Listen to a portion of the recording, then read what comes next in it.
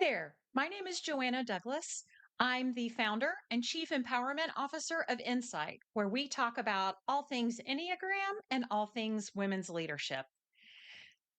I'm inspired today to talk about power and the relationship that many female leaders have with power. It's a tricky relationship. So, what is power? Is it authority over others?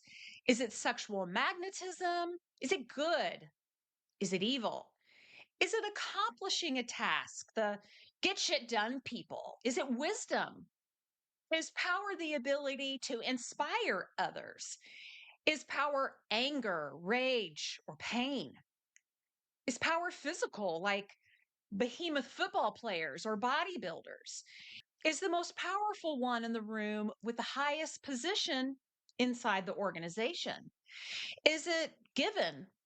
Is it assigned? Is power mental? Think about successful entrepreneurs, Carnegie, Ford, Jobs. Or is power maybe the thinkers of our time, Einstein, Carl Sagan, or Stephen Hawking? Is power elected officials? Is it despots or dictators? Is power big, small? Is there a pill we can take to get more of it or less of it? Is it an exercise, a meditation, a guru? Is there someone we could follow that could tell us how to get more power? Something is it something we can do to have more or less of it? Is there a way to control our relationship with power? Can we get more of it? And if so, how? Is power personal or impersonal? So if you go into my knitting area and you take some of the metal needles out, if you stick one of those knitting needles into an American live electrical socket, you will receive power in the form of an electrical shock. But are you the only one that would receive that shock under the same situation? I'm I guess what I'm asking is if you think that power, if that shock that comes from the outlet of voluntarily sticking your metal item inside a shock, is that against you personally? Is that power being used against you personally? Or is power just doing what power does, flowing through a conduit? Like many words, the word power by itself has no meaning. William Shakespeare wrote, "There is nothing either good nor bad, but thinking makes it so." This is from Hamlet. It's the way we think about the word power that gives it its meaning. Women often have a complex relationship with power. And as I work with female leaders, I see some of them giving power the definition of what society considers are more masculine leadership traits. And even though they may have a more natural and different way to access their own power, often women leaders take on these traits of aggressiveness, quick to action, and decisions. Sheryl Sandberg, in her book Lean In, talked about it being okay for female leaders to be called bossy or seen as bossy. Now, fair warning, it is not my personal favorite book about women's leadership or women's empowerment, even. Because I feel like this book is written from a more stereotypical male traits and it ignores that all of us are different.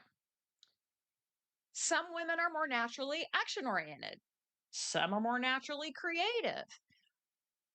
I do agree that some women leaders could learn to be more assertive.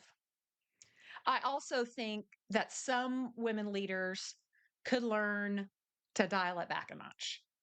I don't think that's the only avenue to having power or wielding it responsibly.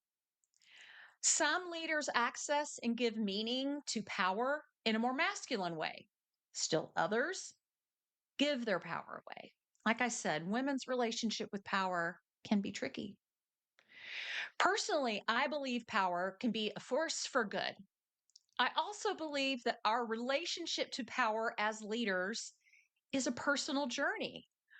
What meaning do we assign to power? How do we access power? How do we exhibit power?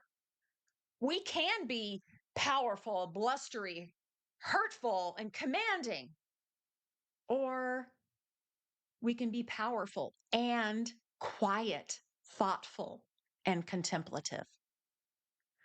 I see this alternative view of power in a story from business school. One of my classmates was a US Army instructor in the martial art of jujitsu. He explained once in our business strategy class that in this particular martial art, the goal is not to pummel your opponent with force and muscle power, that it is not to fight against them, but rather to steal the opponent's power, but to use the enemy's power against them. It's about deflecting the power and energy being cast against, and you give it back to them. I believe leadership is a skill everyone can develop. While some are more natural leaders, it is something that is available to everyone that is interested in it and is interested in fine tuning for their individual personality. And it is something we hone over a lifetime. It's not like a college degree that you put on the shelf or hang a copy of your diploma over the wall. This is a constantly changing environment. We have new inputs, new data points, new economic situations, new presidents, new trade deals, new technology, new all the time. And so we constantly need to level up our leadership. This is not a one and done. You take a workshop, you learn how to actively listen, you learn how to be more empathetic, you know a little bit more about yourself. Constantly need to work on your leadership if that's something you choose to do. But leadership is not a power over others, as dictators and despots would think, and consider that a dictator would have no power if others weren't willing to give their personal power away and give it to another. So the next time you gripe about someone in your organization who you think might be behaving badly as it relates to power, I invite you to broaden your view and consider who may be enabling this behavior. I believe we make our life harder than it needs to be sometimes. It's a part of the human experience, I guess. And most of us were sent here to experience something like a human experience, like a human life. Life as a human with all the bumps and bruises, joys and inextricable happiness. It's the definition and the meaning that you assign to all those bumps and bruises that makes the difference. How long you stick with those bumps and bruises that you define as negative, and whether you choose to experience those or the joy and happiness that we are meant to experience. All of this is within your power. You are the one who gets to choose how you live this life and how your life goes.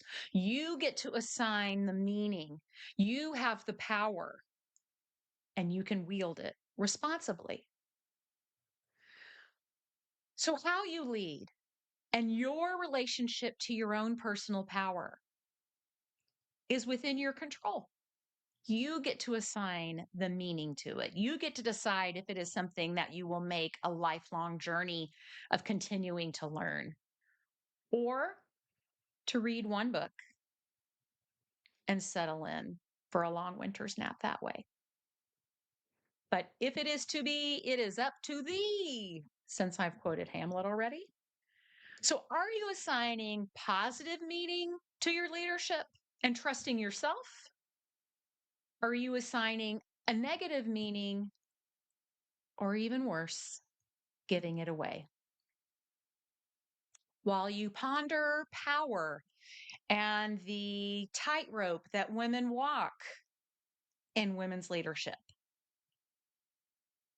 In the meantime, I hope you have a powerful day.